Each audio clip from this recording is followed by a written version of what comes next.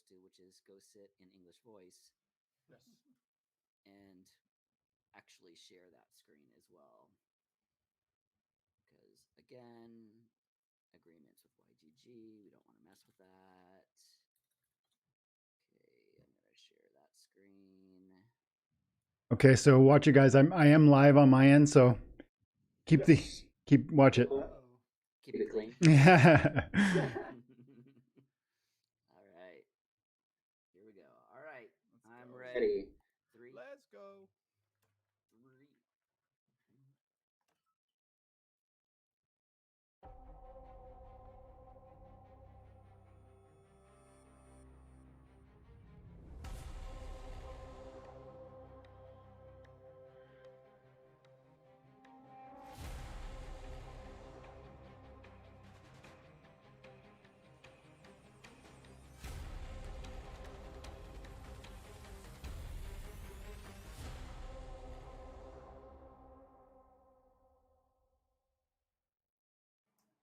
What is going on, everybody? Happy New Year. Happy 2022. And for our 2022 stream, we thought we'd bring a few guests with us. We got Luke here. I am going to have to move this. And we got Dwayne here. Hey, guys. Yeah. We got Jackal here, of course. G'day, everyone. And then we've got our famous Lorcus here. And Hey, guys. the most winningest player that has ever been here on the Weekend Challenge has come back to join us. It is Bakuoni. Bakuoni is here with us. What's up? We are going to go straight into this. There is so much stuff that has happened in the past couple weeks that we have been off, and we've got all of the knowledge here. The knowledge is here. We're ready to go. So, Jackal, why don't you go ahead and start us off right away with this town hall, and we'll go from there. We'll get right there. We'll get cracked right into it. So they did this nice little write-up in the Splinter Talk. Anyone who's not using Splinter Talk, jump over there. There's a lot of good articles that keep you up to date with the latest and all the Splinterverse that got coined this week, actually, during the AMA. So they had a few little 2021 achievements that they've uploaded here. It's I got quite a lot out of reading out of this to see, because I joined in August and I wasn't aware of the whole timeline of 2021 and just how big it was. If we scroll down, so just in August, 50k daily users, 100,000 spell books were purchased. Then only a few months later, November, 750,000 spell books sold and averaging 400k daily users. That's it's some pretty bullish news for 2021, and they're only hiring more and more people come 2022 now. So there's a lot to expect this year, I think. What about you guys? Maybe. It sounds pretty good. Dwayne, what are you thinking about this? I mean, I'm bullish. Yeah, you've seen a full cycle, so tell us, like, what are you thinking is going to go on here? There's so many angles to go down, like, for that conversation, but right now I'm really focusing on what does it look like to find the bottom with cards, because the marketplace peer-to-peer cards, you know, we're selling Chaos Legion. There's 15 million packs. We sold 1.7 million, and from what I know, we've put $6 million in their hands for the general sale already, which is to say we sold roughly 3 million packs in total. And then on day one, I would expect like a good chunk of change, maybe 1 million packs. And so what is that, 4 million out of 15? What does that do for essentially 3 or 2.5 million packs to go online and opened on January 17th? What's that do for the prices, which we've already seen dip? And then where is the bottom? And so I'm just like thinking that through. And if you guys follow the channel, you know that I'm not about finding the bottom really. I'm about dollar cost averaging, but I'm also trying to think that through. And I do suspect we can anticipate some like dips, a continued dip in the card costs, because how could you not with that many new cards being sold? Maybe rewards are a bit more resilient. Maybe betas and alphas are a bit more resilient, but I think Chaos Legion continues to go down, doesn't it? And at least for the foreseeable future. And then I think long run, like I'm super bullish. 6 months, I'm very, very bullish. Yeah, I agree. Luke, what is your thought on it right now? Like, you've been watching this as well. Like, what are you thinking? Yeah, I mean, if I tell you, it's going to be a sneak preview to my next video. So I don't We know. You might have do to like wait. leaks here. Yeah. We Dropping like some alpha. leaks. Dropping some alpha. I'll leak for all 20 people that are watching right now.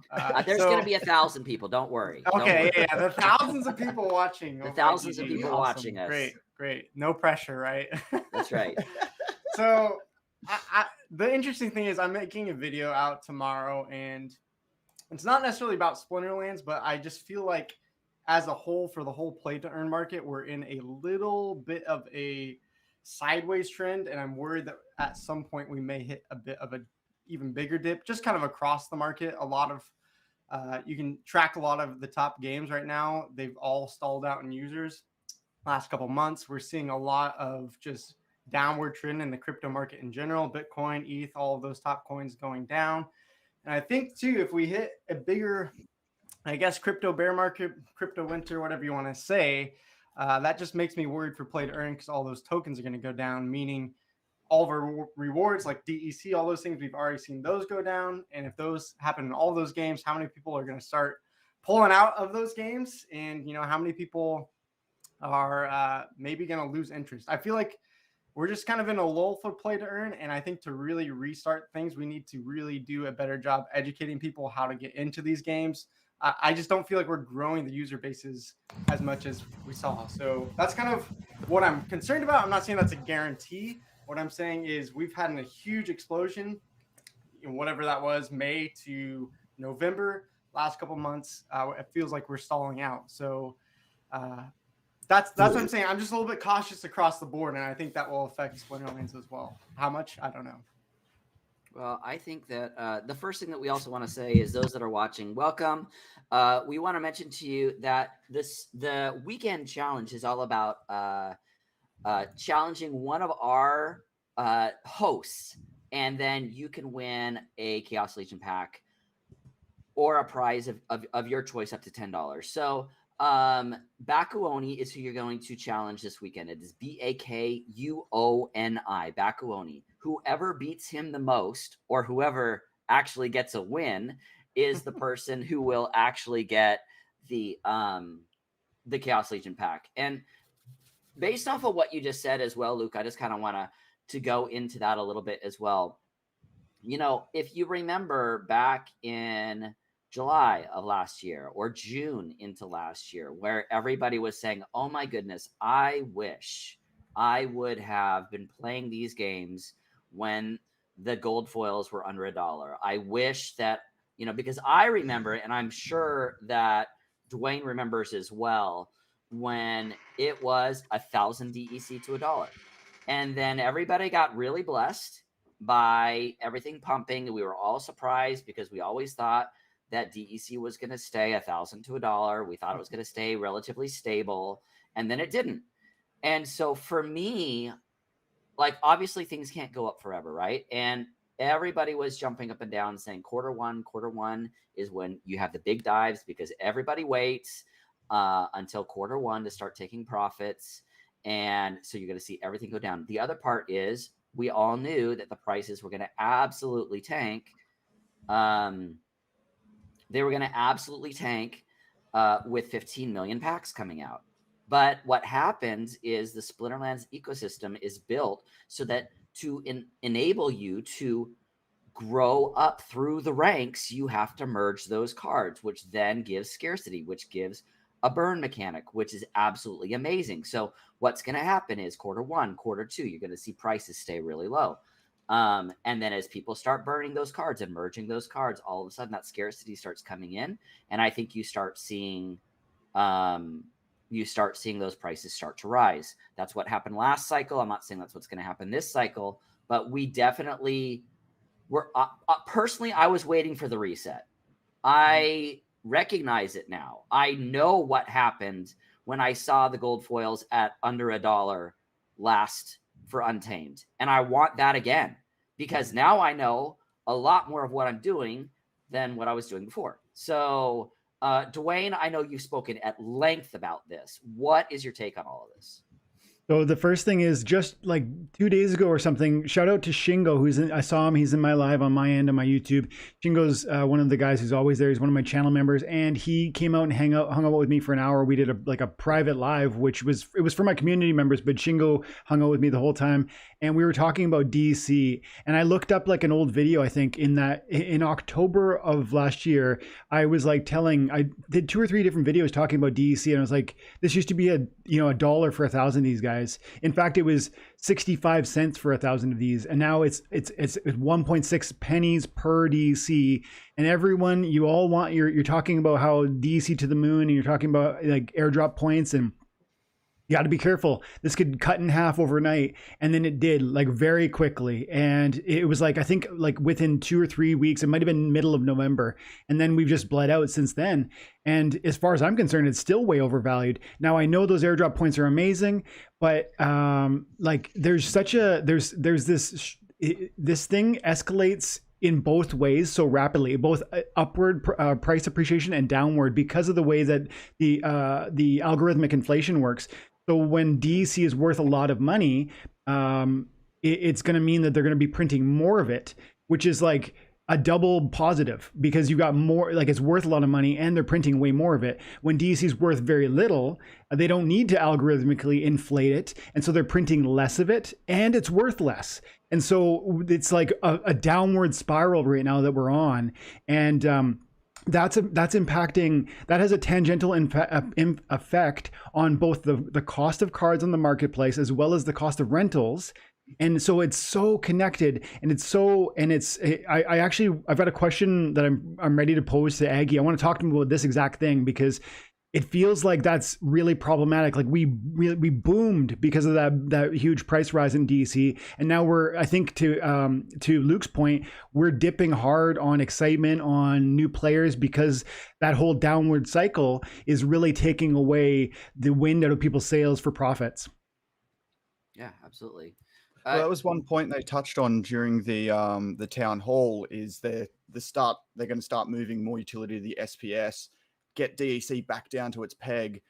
And they're telling us pretty clearly that get into SPS, don't hold your DEC. It needs to drop in value. This, as annoying as it sounds, like don't be holding it. It needs to come down so they could start getting the SPS up and running a bit better. Well, we talk about that even with, like, if we even look at like SPL for Axie, it's the same thing. Like, everybody's trying to jump up and down. You got so many new people that are into this metaverse that they don't quite understand how it's all supposed to work. So they see the lowest hanging fruit, right? The DEC, the Smooth Love Potion, the whatever the token happens to be, and it pumps, and then people who know how it works know when to either put it into stablecoin.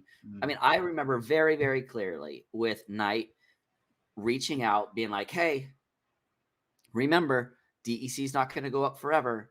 Make sure that you're moving it to stablecoin. Make sure that you're moving it somewhere where you feel comfortable with it. And he was absolutely right. And so I think what we're also seeing here is a lot of people who are very, very new to the metaverse, who don't quite understand how it's supposed to work, because I look at on-ramps and off-ramps that Splinterlands has specifically, and it's incredible. Like, the way that you can on-ramp people and off-ramp people, and not only that, but it's on your iPhone, like it's in Google Play, like you can get money into the game very, very easily. And it's really not super hard to get money back out of the game. So, Lorcas, you've been kind of quiet back there, and I know that you did a very large purchase. How are you feeling about where things are right now? I am very bullish, similar to Jackal maybe. I hear everything that Luke said, and I absolutely agree. But to me, where it becomes bullish for me is in what you said, Dragon, kind of going along those lines, that this is going to bring in a lot of new players, and the bottom isn't as important to me. Maybe similar to what you were talking about earlier. The bottom isn't important necessarily. What it is it brings down the cost of entry, so that as it starts to go back up, we have lots of players that are enticed to buy cards to combine. You can't combine. Your average person can't combine a card that costs several $100s. Like, that doesn't that's not reasonable. Sure, people that are into crypto space and are playing around with house money, if you want to call it that, sure, that's fine. But when you're talking about 75 million cards, that's not what we're talking about. We're trying to bring in more players and make this a game that has longevity and that has like the ability for people to get into it and get excited about it. So to me, it's extremely exciting. And yes, there will be the cost right now to enter is low, but that also means that maybe you're not seeing the return on investment that you did a few months ago. But that's not exactly what I'm excited about. I'm excited about that this gives the opportunity to get a whole lot of new blood into the game and really have legs in the long term. Yeah. And at the same time, it's to Luke's point as well. It is almost our responsibility, us who are getting out there a bit more publicly. It's almost our responsibility to help onboard more people. Like, especially Dwayne, Luke, you guys have got some buzzing YouTube channels and stuff like that. And I can only imagine how easily accessible YouTube is. And then the content that you guys are putting out there, it'd be nice to see even more people in our community start helping some more grassroots movements. Yeah, I think it's really easy to get discouraged too, because like Luke, I know that, with Game Hunters, we look at a lot of different projects and you see failure. Oh, Axie is having this and this and this. Oh, Sunflower just broke Polygon and then it went down. When you start looking, you start seeing, oh my gosh, there are literally thousands of projects out there and there's very few that are doing well. I think one of the things that we have all been shouting from the rooftops as well is, guys, not many of these may make it. Like, we know that 10% of these projects may make it. So I know I cut you off, Luke. What were you thinking? Oh, I mean, I was going to add on. I think that's definitely what we're seeing is that there's all these projects that have had this explosion growth that they were not ready for. And that's one of the issues is that we haven't had time for things to settle down for new players to get into the game. Kind of as you were saying, Lorcas, is that, if I'm trying to just convince my regular gamer friend to get into play to earn gaming and I say, hey, come into the space. By the way, you need, $2,000 to buy an Axie, or you need $700 to buy a silver Splinterlands, couple decks here to get you going. There's no way I'm going to get any of my friends to do that. Yep. And I think this space to actually grow, we need more games that have opportunities at, hey, get in this game for $40, get in this game for $60, just like you'd buy a Nintendo Switch game or Xbox game. Get in this game. Maybe I can convince my friend, hey, save up 2 months of video game budget and, maybe $150. Maybe that's even reasonable. But getting up over that for someone that's not into crypto, not into investing, is just not going to happen, because as soon as they get in, they see their portfolio go up a little bit, they'll be celebrating. As soon as they see it cut in half, they're running away instantly if they're putting in too much, because they're just not used to that. I mean, I remember how much anxiety it gave me in the beginning, just seeing it go from, a couple $100 back down and then up and then down. I was like, man, this is just a roller coaster. And I think getting more people, the average gamer, into it, it's going to take some time. And that's why I'm actually excited for this time, even though I think the market's going to be down for a while. I think, as Lorca said, this is an opportunity for us, smaller investors, small gamers, just the average gamer, to actually get into this space. But shifting that mindset from, I'm buying that $60 game, let's just call that the spell book now, and there needs to be improvements done for the new user experience. But I'm buying a $60 game. If I just buy a normal $6 game, it goes to zero straight away, doesn't it? And yes, I get some time out of it. How do we incentivize people to put that $60 in, get through this bronze grind, or incentivize these players from the bottom? How can we onboard and help that process happen as well? So I hope there's a lot more. I hope there's a lot more like third-party activity in that space to be able to help people get onboarded and get excited about the game. Because even if there's a high cost of entry, if there's a good support system to get people started and to start earning, there's a lot of value there. We've seen that with Axie. Like, you don't have to have $2,000. There's a support system to get people into it. That also drives value in the game. So I hope to see more of that stuff continue. I literally had a conversation with one of my friends from Brazil today, because he was looking at Axie when it was $1,500 to $2,000. And he's like, I don't know. I mean, I'm thinking about this and everything else. I'm like, hold on, just hold off. And I literally talked to him today. I was like, Axie's $50, $60. And I would say the same thing about Splinterlands. Like, we were all complaining about it in October. How can you onboard people when they got to fight through the bots and they got to fight through, $10 cards, and it's going to cost $1,500 to get a playable Splinter, $1,200. I mean, you guys did the math. What was it, Dwayne? I mean, yeah, it's not cheap. I did just the other day. I crunched like a silver deck. You could get it probably 600 to 800, like a really quality silver deck for probably the 800 range. And then I think I did 3 splinters. I can't remember exactly. So it's not cheap.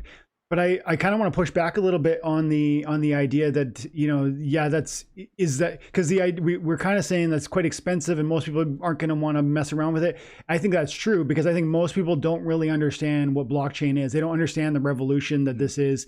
And I think that's the real barrier. Like, do they get blockchain? If they see what blockchain is and the power that it's unlocking and that this is the future of video gaming, then I think that second conversation around, like, would you be willing to try a couple $100 at something that's literally your asset forever, and that's going to have it's a small money tree, probably, like it's going to produce small amounts of money. Maybe it's pennies, but it's something. And I always say, and I think it's so important to keep saying that those assets you're getting on a daily basis, whether it's, a few SPS from holding those cards or whether it's a couple cards at the end of the season, those might look like they're 5 cents right now, but they're not 5 cents. The asset has a value and it has a price. The price is what you pay for, but the value is what you get. And those are way more valuable than the price point that they're at today. And that's just the deflationary nature of these things. Again, that's a whole conversation around, do you understand what blockchain is? But again,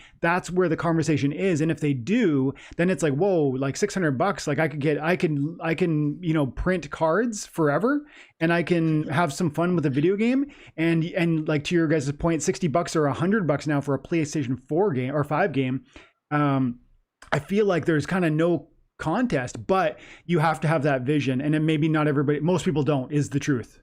Yeah, well, I think that's part of the problem, though, is that it's the education on how gaming and finance come together. But as you said, the crypto and blockchain space in general, and I think that's where we're really seeing a stall out. Is maybe Splinterlands, you can say, is doing an okay job of, as you said, Dragon. They're doing a great job. It's so easy to get in the game knowing nothing about crypto, but then to teach them about the Hive keychain and how to kind of teaches you about DeFi initially too. Yeah, which is the it's other part a little of it, complicated, cool. and Mm-hmm. Splinterlands is doing one of the better jobs. But go look into other games. Fate and Arena, when I got into the game, I had no idea what these freaking tokens were, and I am someone that's into play to earn. And same thing as Gods Unchained is like, I could convince someone that plays Hearthstone easily to go download Gods Unchained and play it. But then I go and tell them, hey, here's how you need to go buy cards on the marketplace. You need a MetaMask wallet.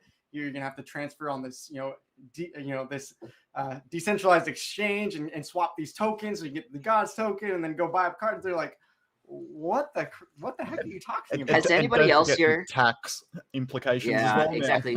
And not only that, but let's not forget about the gas fees. Like, I remember having a very long conversation with multiple people about why is there gas fees and where does it go and why is it costing so much? I mean, and I think that what I love about this space and what I love about this group in general is that we can talk about the good and the bad very, very openly.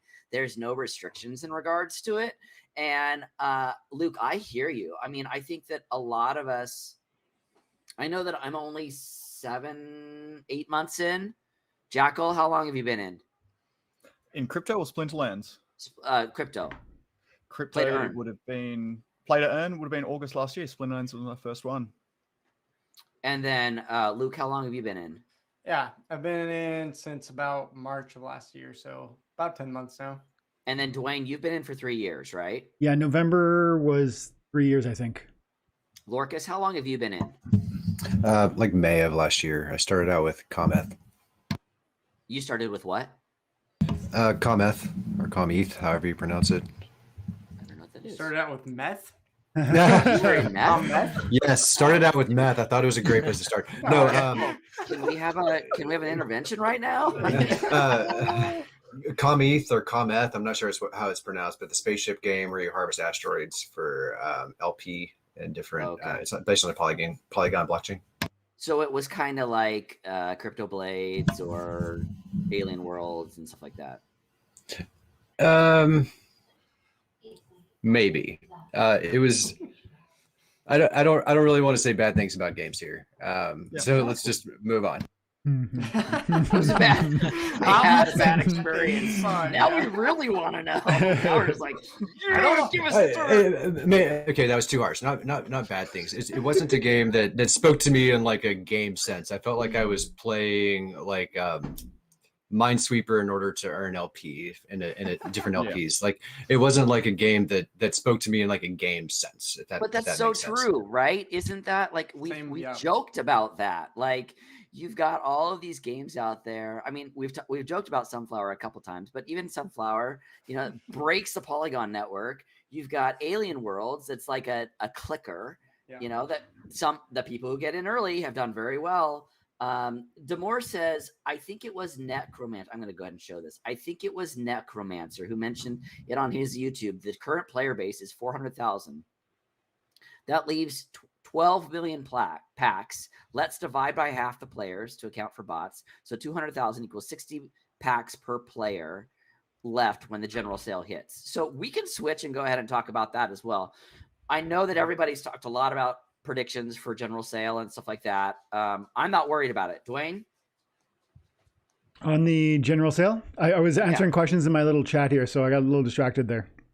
Basically, there's only going to be 200,000 packs per player left when the general sale hits. 60 packs per player. Yeah, I see. Yeah. No, it's like, I think it's less than that. Like it depends on how you calculate how many people there are. But if there are 400,000 accounts, I did the math. It was like 60 or 50 or something.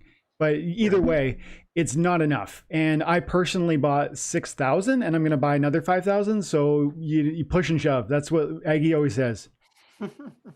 I didn't get to catch up with one of your latest videos, Dwayne. How's your land sale gone? Oh, so that's a good question. And my community is going to be wondering. So so first things first, I did the math, and you guys, whoever doesn't know this, I looked at what the math and my return on my land was. I bought my land plots for $15. I have 100 of them. It's a tract. It cost me $1,500 US. It was worth like 70, 80,000, maybe 2 months ago. Now they were selling for about 60, like maybe 5 days ago, a week ago. I did the math. I was like, I could buy 10,000 Chaos Legion packs, which would be, way, way, way more airdrop points. And I'd get airdrop cards and cards inside the pack. So I just I just felt like I needed to, and I decided I'm gonna. But then I listed it. It didn't sell off. Somebody undercut me. And then I had a couple of people from the community reach out. Maybe that we could strike a little, a direct trade-off. And now where we're landing so far is that I probably have a deal lined up where I'm going to trade my tract for 100 plots. And then I can just sell however many plots I want into the Hive Engine ecosystem. That's the goal. I just want to liquidate a little because I really want to get some more Chaos Legion packs, and I want to pay for vouchers and on and on. Yeah, absolutely. So I think that one of the things that, I really appreciate about Dwayne is that he's explaining like things that you would normally not do. Like he's very bold in regards to that. Like a lot of people would be like, no, hold the track. It's going to be worth a ton. He doesn't know that. None of us know that. And so he's like, it probably makes more sense for me to be more liquid.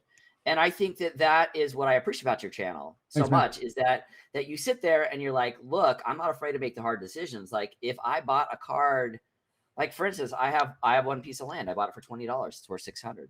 I should probably sell that piece of land. I mean, like it ends up being, this is like the really hard thing for people come to me and they ask, like, I have a legendary totem. Should I sell it? I have so many plots of land. Should I sell it? And the thing is, like, what's your circumstance? How much money do you have in the real world? Like, are you willing? Do you believe in this game, 10, 20 years in the future? Do you think they'll hit a home run with land? All of the positive possible theories and beliefs I hold about this game, I'm super confident. And I have like $200,000 worth of assets in this game, maybe more. And I'm not selling them. But I am selling certain things because I just feel that I could put that value, that US dollar value, into a different angle that would allow me to 10x my 10x. That's how I look at it. Like, it's like, yes, I love land. I don't want to sell that, but I think I could play an angle here where I could, if I can get out of that, then maybe I can move into a bigger bite of Chaos Legion, which to me, those $4 packs that's the basement price possible for Chaos Legion packs. 2 months ago, we were paying $24 per Chaos Legion pack with a voucher for $20 and $4 for your pack. Now you're going to give it to me for $4?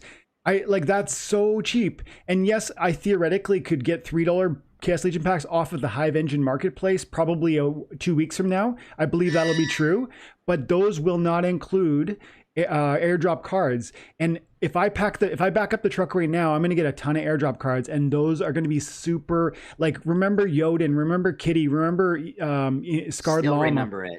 Still remember it. Let's not forget, Yoden and Kitty are still sitting in a very, very nice spot. And those have all been airdrops.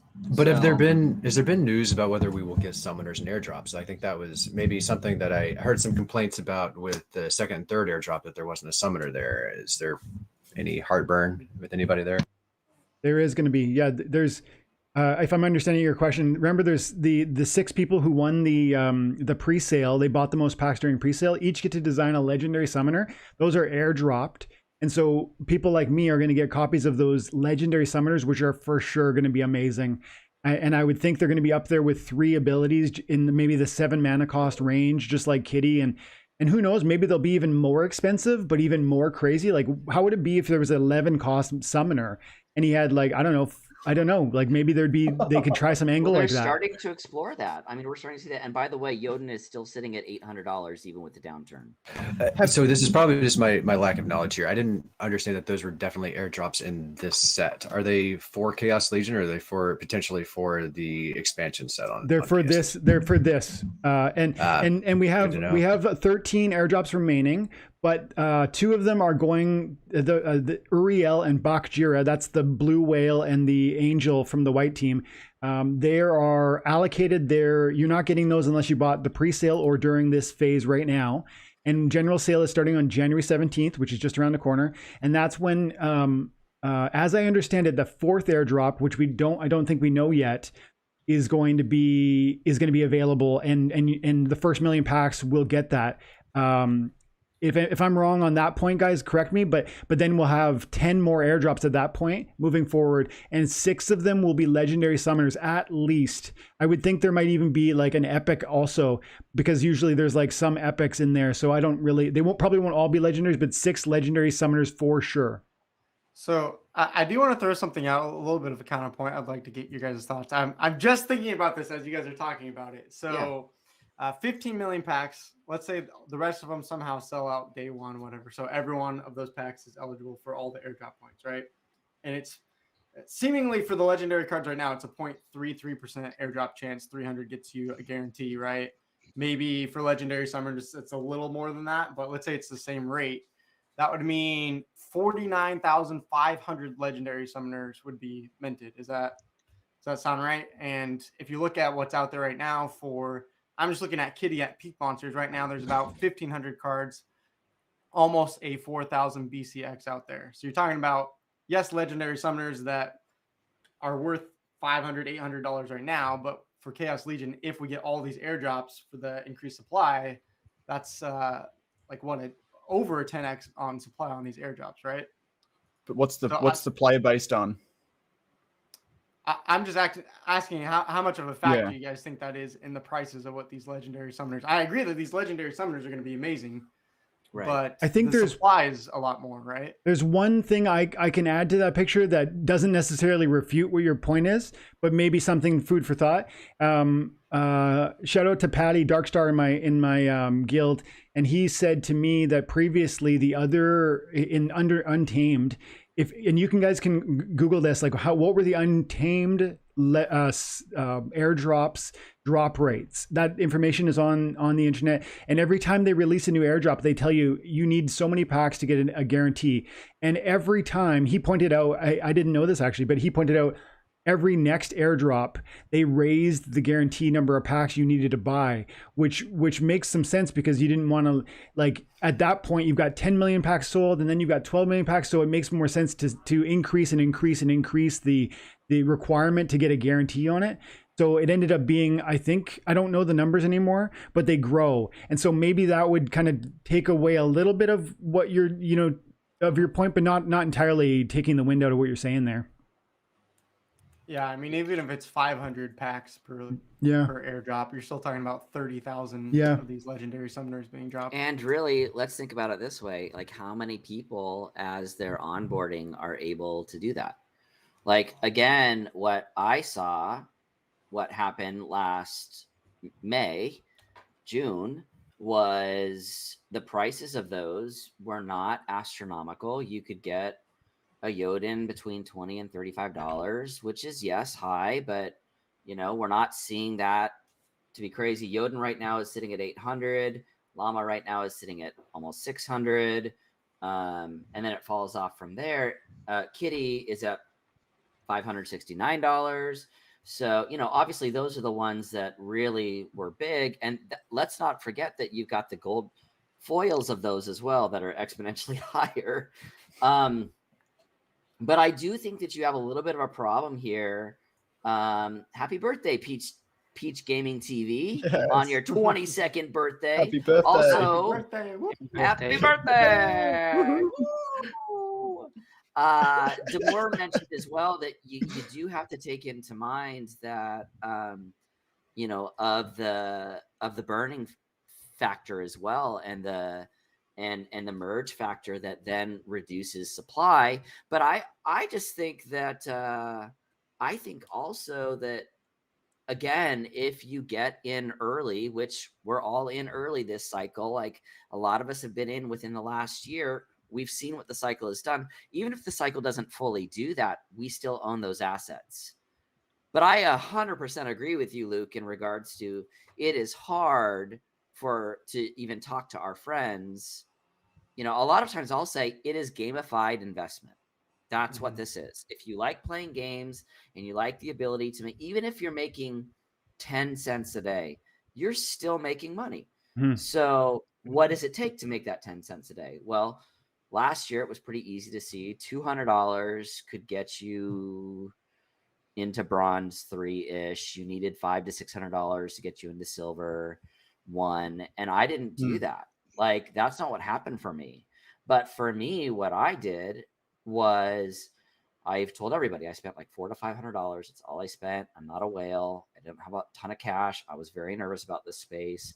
And then I bought the Untamed packs with the intention of flipping them to be able to fund Chaos Legion. And I can say I have put no additional money in, and I had like $1,500 to be able to turn around and drop directly into Chaos Legion. Nice. And if people have that, and I bought 50. I spent $100 on packs, and I see it being very possible of Chaos Legion doing that cycle again. It may not be as high because you've got more supply, right?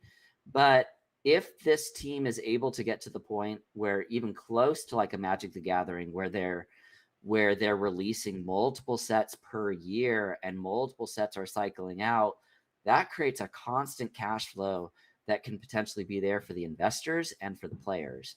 And we haven't even begun to look at big tournament prize pools and everything else. And all, I mean, I think tournaments are a complete dark horse. I don't know about you guys, but I think it's a huge dark horse that nobody is paying attention to. Well, how are your tournaments going, Luke? I've seen you're getting in with I think we Zen got Sports a bit more. 250 signed up for starting on Wednesday. So 252 now. Nice. So 252. not bad. Well, make sure you put in the chat as well, so that if people want to go and sign up for your tournament, that would be awesome. Baku, we haven't checked in with you for a while here. So how is it going right now? 3 people have 1 win each. Full Power, Really? Micro, and someone called Air something. I Love haven't seeing the seen new his name names. again. 3 people. 3 people have beat you. Wow. It looks like Full Power without vowels in the power part, and ML1T have beat him. Well, hey guys, make sure that you're typing in the chat as well, since we haven't seen you a ton. We want to make sure that we can get you your prizes if you win. Remember, it is 1 hour. You have 20 minutes to go. Whoever beats Baku the most. So those 3 people each have 1 win. We need to make sure that they can get cycled back in, Baku, to see if those 3 specifically can get a second win on you. Yep, and then sure. from there. So Jackal, we haven't gone back to where we're sitting on the actual town Got a hall. little Let's distracted get there. back into that. Let's get back. We've all got a ton of opinions, and we haven't gotten to hang out in a Oh, it's the while. best. So It's the best. All right. Well, let's go to a little summary now. We didn't even start the summary. Right. So yeah, so Hardpoint and Chutter, they've started to learn to play stream. I've caught that over on YouTube. I've seen Luke in some of those streams just pumping at the comments in YouTube, getting himself noticed through there. So, and they're very open to people coming in, having a chat. They've openly said, like, you've got two guys who are actively working on the game live on stream. They're open to questions. So that was a little wink. A bit more about land. I'll tap on this because I'm hoping we do have a lot of new players coming into the world and stuff like that, and people may not have a full grasp of what land is. So land, so your items and spells, they're going to have burn mechanism, Nate's vision. Regions will be little cities within Pretoria. In between those cities are going to be wildland. Wildland will introduce a bunch of new gameplay into the game for everyone to participate. Take with that as you want, like as you've said, Dwayne, like it's not here yet, so how much is it worth? But it's hard not to get really bullish. It's hard not to get real bullish on land. Nate also mentioned that they have no intentions at the moment to release any further land in the Pretoria land, but and they don't want to, if there is hypothetically more land, it's going to be less productive than any land in Pretoria. So hence the push and shove from Aggroed. makes sense. Yeah. Daily active users, we're talking that. So after they did the reward changes, bots created plummeted to about 1 to 5%. And they're saying that most new players coming into the game now are real players. Yabba Matt was questioned on that during the AMA. He was questioned like exactly how many bots are there in the game. He talked around it a bit. And bots, from my understanding, bots are not as simple as you just open up a bot, it wins every single battle. You have your battle bots. Dwayne, you only just recently spoke about the rental market bot, also the card market bots, which I wasn't even aware of. It was very obvious that there was card market bots that were in there flipping. This stuff goes straight over very, my head. very So obvious. Because that's why we couldn't get a hold of them. Like when you were sitting there trying to buy the lowest ones, right? They'd just be gone instantly. And so you would fail over and over and over. So it was obvious that somebody was buying, because if you do that, like with min-maxing, right? You can buy up the floor and then just relist and then instant profit. You just need to know how far to buy it, right? If you've got a big set of cash, then you know exactly what to do. Yeah. But just remember, I suppose everyone, like bots, they're beatable. They're scripting, their algorithms. It's hard because the more we speak about bots, the more it puts them out in the air. But if we speak about beating them, then humans, I think, will always beat them. We be creative, get around them, like maybe drive them down, and we can control script to some degree until it takes over. Play to earn. So they harp on. Splinterlands is not a free-to-play game. You need to be putting a little bit of money in to get a bit of money out. The airdrops. So the team is prepared to release Chaos Legion airdrops in an organized fashion. Will be based on how long the general sale lasts, and they're preparing for it. They spoke about the theories of maybe pausing battles for a few minutes, get Chaos Legion out the door, and they're thinking about all different ways that how to get a successful launch. And well, I'm still giving them pats on the back on how they did the phase 2 of the Chaos Legion pre-sale drops, whatever it was titled. Like that was tremendous. Every step of the way, they've done incredible. Like we were like, okay, the servers are going to go down. There's no way they can keep up. They've done great. Yeah, they've done great. More on tournament. Next round of tournaments are going to try to incorporate more Chaos Legion rules, and bigger tournaments should be coming back soon. Team may hold off a bit longer until the Chaos Legion general sale happens. I was hoping to hear more on the in-game SBS staking on players and stuff like that. I don't know if any of you guys are tracking that closely, or some of these bigger tournaments that are happening now. We were talking to Game Boy Ali just earlier, and he's got some people betting on him in some of the upcoming tournaments, which is exciting news. And then they mentioned Rift Watchers, and then the season end rewards, and that was about it. And then they have a nice little SPS roadmap for 2022 that they posted a nice article on that too, which I'll share in the Discord if everyone wants to read. That's great. The future is looking bright. It's at the start of the year. There's a lot to theorize. There's a lot to talk about. 2021, I think it was a success. We're all still living here. We're still here. Luke, like, you've gone full time. Well done. Full time crypto, baby. Yeah, full time. We're moving forward. On a scale of 1 to 10, how nervous are you, Luke? Ooh. I mean, the nice thing is, I said my wife has a good job, so either way we're fine. So this is more, I got 2 months experimenting, and then we'll see where it goes from there. My hope is if through ads, sponsorships, memberships, all that, it would be nice to get it around 2K a month. We're definitely not there week 1. So the really only nerves, it's not like, oh, my life is doomed if it doesn't work out. It's just like, okay, if it doesn't work out, I'm gonna have to go look for a job that won't be as fun. So definitely some nerves, but it's not like life-threatening nerves. Well, we're super excited about your venture for sure, and I know that we love having you out here, and we have so much fun with you guys that are here on this stream every week. So you guys, hopefully we can do a ton of collaborations this week or this year. I know that there's a whole bunch happening with the YGG SPL sub DAO as well, which is very exciting. Whether you're involved with YGG or not, there's still opportunities there. And so, Dwayne, I know that you have been also pumping. Guys, if you have not heard anything from us, SPS is cheap. Yeah. It's really cheap. And let's talk about Rift Watchers.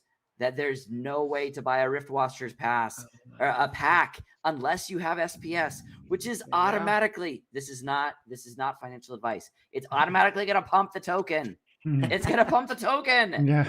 Guys, it's like under 20 cents each right now. I know Dwayne is talking a ton about SPS. So Dwayne, give us the short version of what you're thinking about SPS. There is no vision of the future that this, like, if you're preparing for the future within this game, that must include SPS. And Aggroed is hitting you over the head with that every single week. They're building new utility into it. They're adding, like, that foundation. If you didn't read that roadmap that Jackal was just citing, man, you got to read that roadmap. It's probably an 8-minute read. And in one paragraph that I tweeted about, and guys, follow me on Twitter, mostly Splinterlands stuff. I shared the one thing I shared from that thing when I first read it was the fact that we cannot buy Rift Watchers without SPS, and the SPS goes directly into that pool, and there's going to be like $15 million in that pool that we, the SPS holders, control. So you're totally right. There's going to be, how is there not going to be a pump leading up to Rift Watchers has got 3 million packs. You think there won't be excitement to get a slice of that pie? Of course, people are going to want Rift Watchers. And so they have no other option but SPS. They're going to accumulate a bag, and we're going to see a steady price appreciation before. And then you might ask, oh, but Dwayne, it's going to dump hard as soon as they buy the packs with it. Think about it. No, they won't, because the SPS is going into a pool that is not being spent. Right? Like that's the really mind-blowing part. Burning SPS. They're burning it essentially. Yeah. Yeah. You know? I mean, first SPS proposal for governance. I'm going to put it out there. Give the foundation to Luke. That's it. Yes. So everyone upvote that one. As high as we can get that one to go. That's right. Let's do it. And free vouchers to Last Dragon. Free vouchers to Last Dragon. That's what we got to say. Thank you, Lorcas. Yeah. Good dude, Lucas. I tell you what, though, that's if I were to start Splinterlands right now with the mentality of this is just a computer game that I'm going to play, I'm going to spend my $60 on or $100 in Australia. I wasn't interested in investing and learning all the blockchain and stuff like that. I think I'd just be getting the spellbook, SPS, staking it, and then just learning the game from there. And things. I think it'll be hard not to naturally just slowly learn more and more about the investing side of things, because this is a great game at its core, and we've really got to remember that too. Yeah. And I think, maybe at the start of the stream with my negative rant, everyone might think I'm a little bearish right now, and that's fine for short term, but long term, I'm still bullish. Right. And, people are asking, do we buy SPS? A lot of people are like, oh, wait for it. The supply is still inflating a bunch. We'll see SPS at 10 cents, 5 cents even. I've seen predictions of that. And for me, it's like, sure, I still hit a market. All tokens are going to continue to go down from here. That's definitely possible. But to me, kind of as you're saying, Dwayne, you're not going to guess the bottom. Stop trying to predict. And so I'm happy to dollar cost average at 17 cents right now. That's crazy when we've seen it over or almost $1. And so I don't care if I'm buying it at 20 cents, if I buy it at 10 cents, 5 cents. If my long-term view is in a couple of years, if this thing's over $2, let's say, I don't care if I bought it at 20 cents. I don't care if I bought it at 50 cents or 10 cents. Either way, one day, hopefully it's all profit. So that's how I'm approaching it. I feel that way about common cards right now, honestly.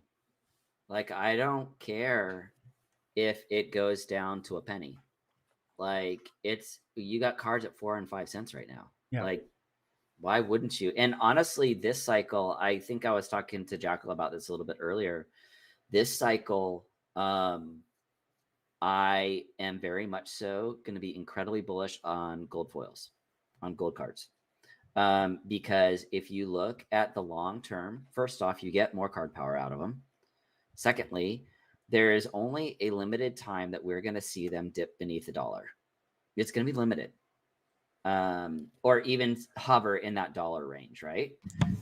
If you remember, at the end of Q3, Q4 for Untamed, I don't think you could get anything for less than $5, $5 to $10 is where they were all sitting. Right. So it increases your card power.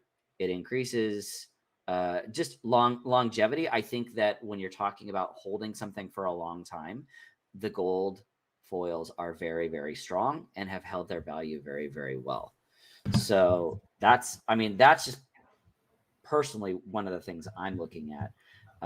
Okay, just to be, what are we at? Just practically speaking, who wants to buy 400 common cards? Just buy them gold. There's only you need way fewer. Right, exactly. So Baku, where are we at right now? Do we have any other winners yet? It's still the same 3. All right, so we have 7 minutes to go. 7 minutes to go. I want you to find those same 3 people, and I want you to only accept their challenges. We need to get one person in the next 7 minutes who has beat you at least one more time. I think the problem is he's too good. I know, a 3-way tie, man.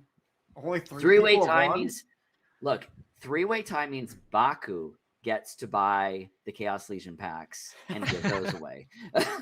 Oh, you didn't know that? Oh. Better start throwing. Better start throwing it right now. Dwayne, so your ideas of, all right, you're going to buy a whole bunch more packs. How many packs have you bought total? Because I actually asked you this question directly, like, why is it that you're continuing to buy the Chaos Legion packs instead of looking more at individual Untamed cards? Is it because Untamed is going to cycle out first? Is that kind of your thought with it?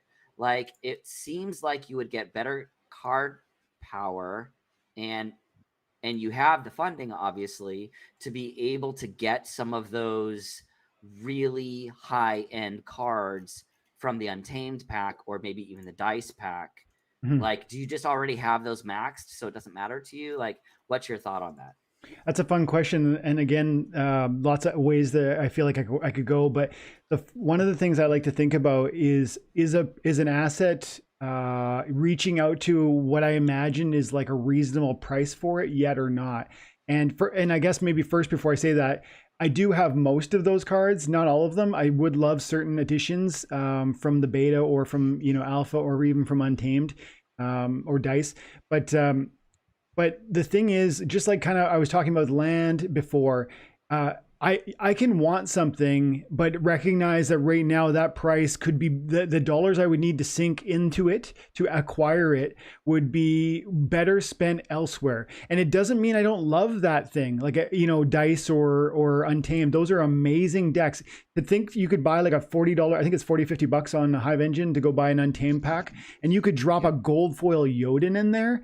That's wild, but that's a lottery ticket. That's fun. But it's like, to me, Chaos Legion at $4, like I said at the beginning of the video, that's the basement price for this asset, because like I said, we were just paying $24 for it. And now this is literally the cheapest it will be ever for the $4 pack with all of the airdrops. You will never, like, yes, it'll be $4 for, however many long months that it's available. But remember, the value proposition of a Chaos Legion pack bought on January 17th is different than a value proposition of a Chaos Legion pack bought on, June 17th. You're going to lose all kinds of airdrops, and those are your value. There's an opportunity cost that you're losing or sacrificing when you delay there. And so, from my perspective, there is no asset in this game, zero other assets in this game that deserve the sort of attention that Chaos Legion does, because of those airdrop cards, because of those SPS airdrop points being very reasonable at 300 per pack. And then the cards themselves within Chaos Legion, of course, I think those are going to be valuable and powerful. So that's the full of that answer. It really feels to me like these are the option that's there is no price appreciation on Chaos Legion packs yet. And I think one day they'll be sold for $40 a pack, not to mention the airdrops. So what if you start seeing so for you, it's all about the airdrops, right? It's all about the airdrop card, because I was going to say, as soon as the general sale happens, it can almost guarantee we're going to see packs drop beneath the floor. Yes, right? But I'm going to get 10 airdrop cards on every pack I get, or at least a probability of 10 airdrop cards. And especially when you buy, this is something not everybody will recognize. So I'll say it. I've said it before. I'll say it again.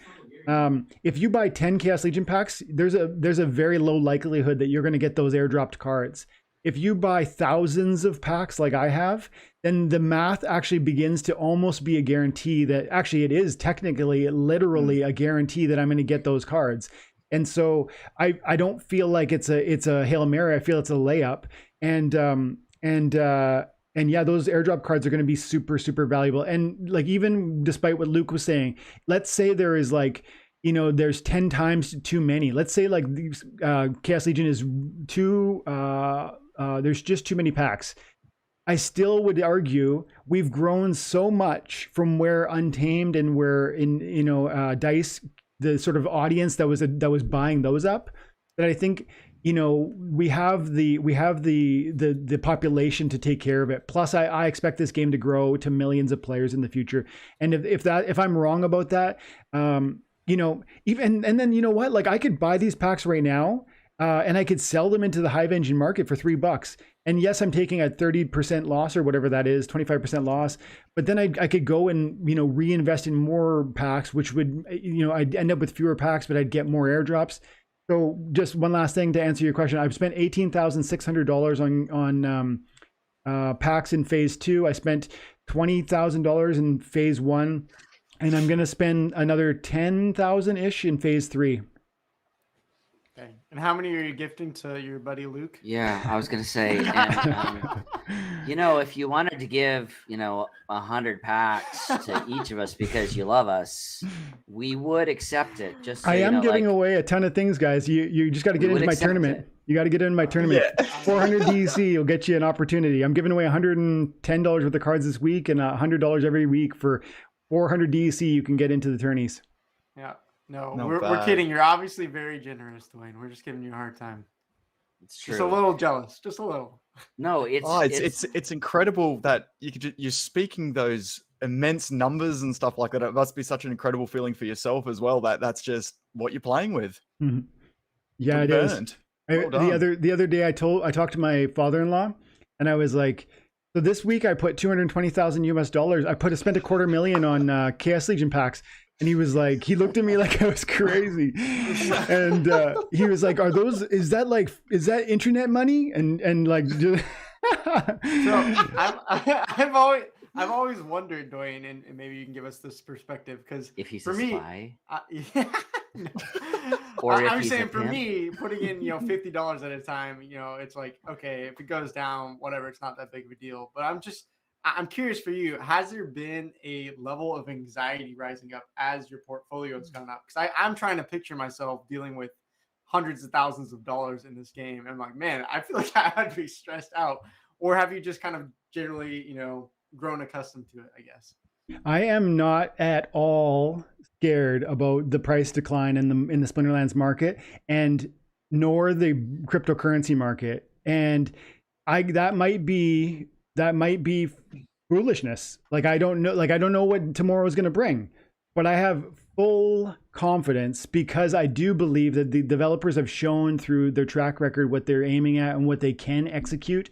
And to me, I've got faith in them. Then the game is fun in addition to that, which to me is meaningful. I don't just do this for money. I do it because I enjoy it.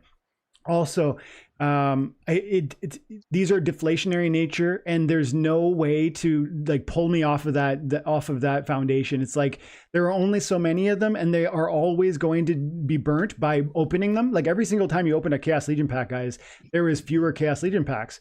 And one day Splinterlands will have no more. If that's 6 weeks from now, if that's 6 months, if that's 2 years from now, I am certain they will sell out.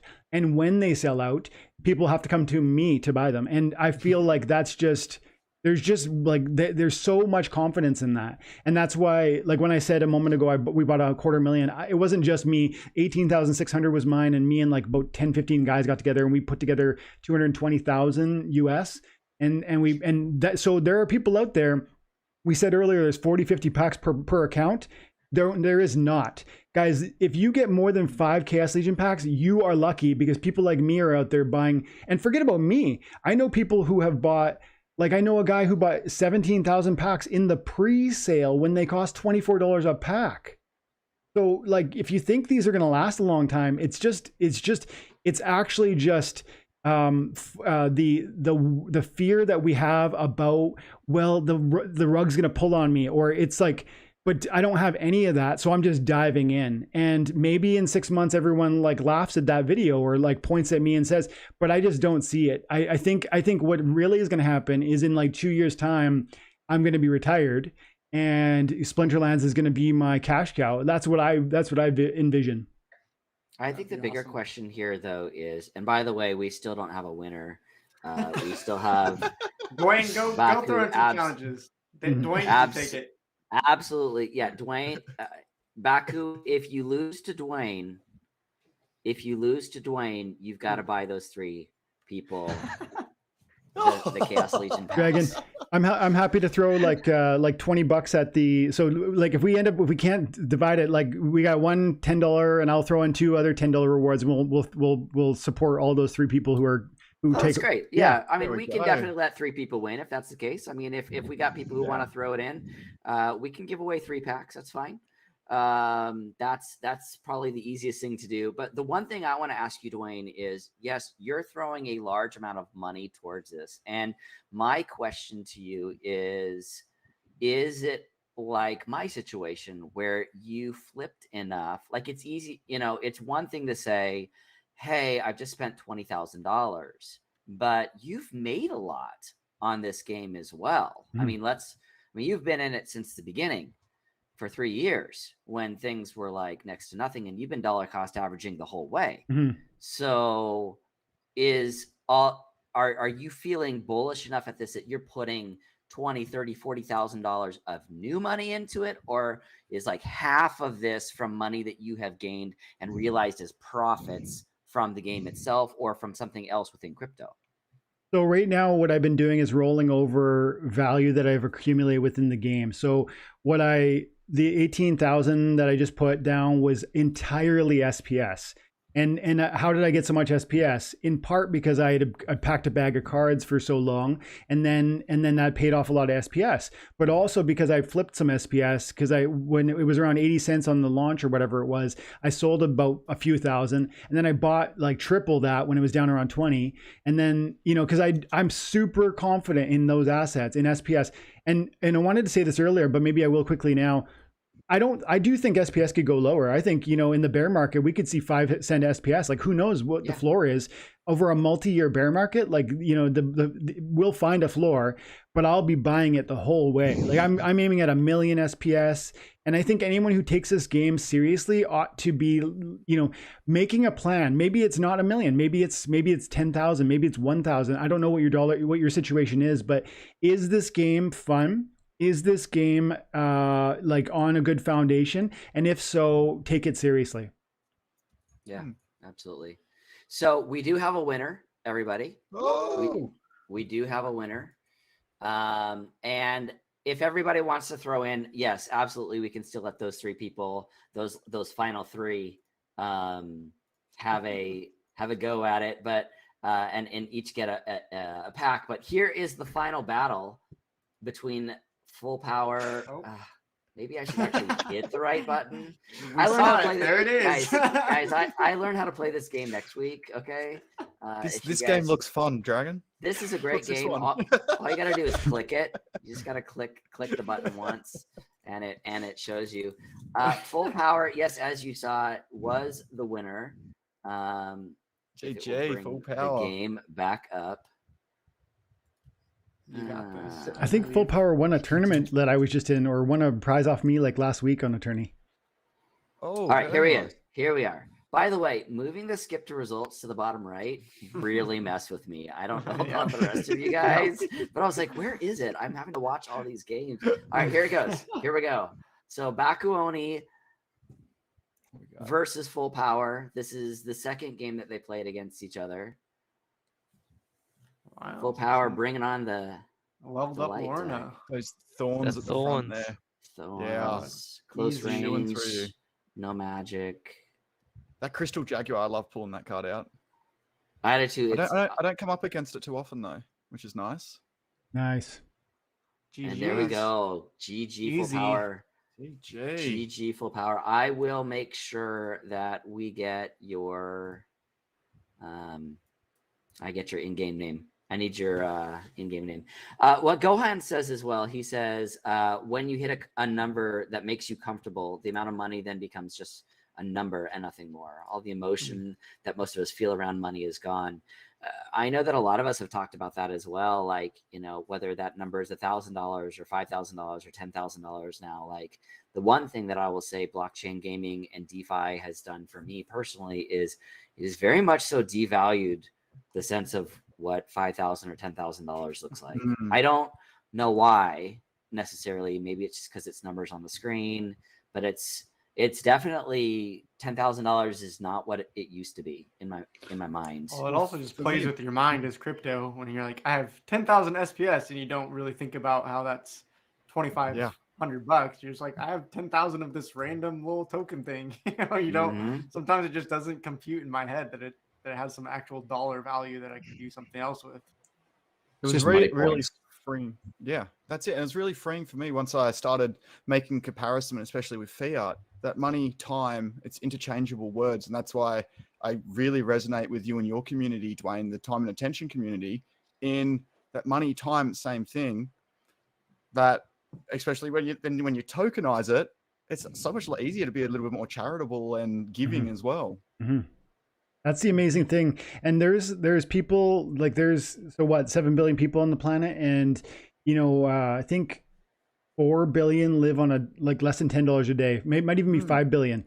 And the idea that they could come into a game like this or any blockchain based video game and have a little bit of fun, because mobile phones are common even in places like Africa and India. They might not have a desktop, but they've got that mobile. They could drop this game and they could start earning a few DEC or a few SPS or a few, maybe they monster flip and they turn $1 into 2. These are meaningful rewards for most of the world over, and we scream like, oh man, like 2 months ago I was getting paid so much and now this game sucks, it's dead. It's like you don't really get it. And for 3 years, like people like me, and when there was 3,000 people playing this game, we're getting paid 1 cent reward cards, and we're getting paid 1 DC per victory. But so like it's all about just having the perspective that trivial rewards can be meaningful over a long enough time horizon, and that's why it's time and attention, right? It's like this game rewards you for your time and attention. And it's so true. And I've seen it happen. And I know for a fact people who believe that are going to have their lives change over like the next 4 years. That's my confident opinion. And that's what I love about the beauty of the guilds within the game and their buildings in particular, is that if I could go to the bank and just get an automatic 5% rise purely because I'm a good player and I'm being accepted into a guild or something like that, like that's a massive interest rate just for clicking a few more buttons. Mm-hmm. Yep. So true. Yep. Well, okay, Luke, tell us about your community and the latest things that are coming back up. Baku, thank you so much for playing against the community this week. Remember, guys, tell your friends. We do this every weekend. But Luke, tell us what you're doing. Tell us what's going on, and pump your stuff. Yeah, well, thanks for having me. As always, just a blast hanging out with you guys, and it's a joy being here. So thanks for having me. I'm obviously Luke, and I obviously play to earn.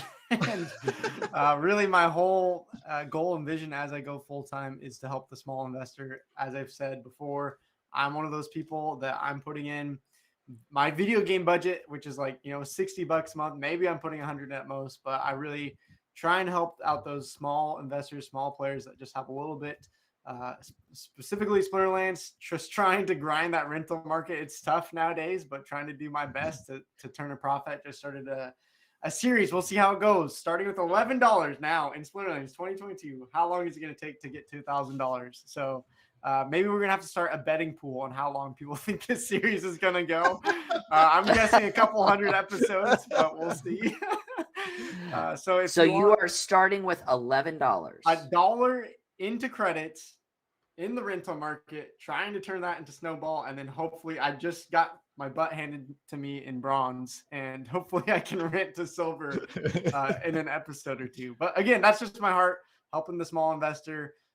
That's why I'm calling myself the krill. We're little krills, we're the whale food, and it's all about surviving, trying to slowly grow up here in this play to earn world. That's amazing. So you can find me on YouTube if you want to hang out ever. All right. And make sure that you put your link down in our private chat so I can send that your way Sure. to everybody else. And Dwayne, tell us about your group, please. Okay, so if you don't know me, my name is Dwayne, and I go by Infidel 1258, usually just 12. And I've got a TNA guild that's time and attention, and we've got 2 guilds. We've got some open spots, but that's going to our interns. Interns are the people that support the channel or support the Discord at various levels for different ways, or who have won their way in through tournament success. Tons of different ways to get involved. Join the Discord to hang out and support the YouTube channel at silver or higher if you're interested. And that unlocks like certain private access to like early video releases and whatnot. Other than that,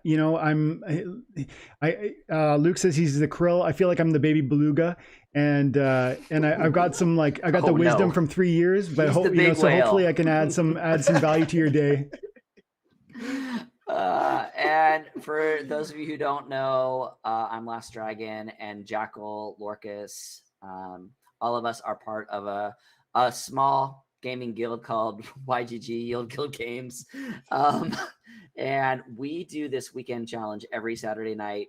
You can find us on the Game Hunters channel. We are on YouTube. We are on Facebook, Twitter, everywhere else. And a lot of people do ask us, a lot of people that are starting, who is it that you guys are watching? And I can tell you, Luke and Dwayne are 2 people that we literally are watching every single week. We are watching their content. We're watching what they have to say, and especially what they have to say in regards to Splinterlands. And it has been very eye-opening, and the collaboration we've been able to do with them has been amazing. And we just can't wait to see what the rest of this year brings. Full Power, I have already sent you your cards. We always like to have a different person throw us out. We've gone just a little bit over tonight. Tonight it's going to be Jackal. He's going to send us away. Tomorrow night, guys, Game Hunters is happening 10 p.m. Eastern Standard Time, and we are going to have Ignite tournaments with us and Wonder Heroes, the devs from them. So please come and check us out on all the socials. And we are going to be talking and playing Legends of Venari. which has been one of those games that has been a serious diamond in the rough. A lot of people are talking about it. Luke, you and I need to talk about that a little bit too, because I know that you're talking about some of the Game stuff. Hunter's got to come on to my channel. Tell me all these good games I'm missing out on. You need to come on with us too. Like we accept the community whenever you want, and like that is what Game Hunters has always been about. Is it's not just about one of us. It's showing that YGG is a worldwide community, and there is room enough for literally everybody and their communities as well. So that is what we love about it. So Jackal, send us out. Let's thank everybody, and we'll go from there. All right, guys. So as you can see, we've got two of some of the best Splinterlands content creators here. Come join us in the YGG Discord. And if you are a content creator, get posting in our links and guides channel, and you guys might have a chance to jump on this too. You'll have a chance to jump into my splintering article that I try to do each day and stake your SPS. See you later. All right, we'll see you guys later. Good night, guys. See you. Thanks, everyone. Thanks Good so night. much, everybody. All right. Okay, guys, I'm gonna end because I gotta put the kids to bed. I really had fun. I appreciate you guys hanging out. But I'm talking to my channel members now, but also I mean the Jackal and Dragon and Luke and Lorcus and Bakuoni. Well done, guys. That was a lot of fun. I can't wait to do it again. That's awesome. It looks fun. Yep. And it also looks Thanks like for Luke coming. is drinking from a banana right now, which makes it even better. Yeah. Yeah, he's got it's totally cool. It was small, but you know.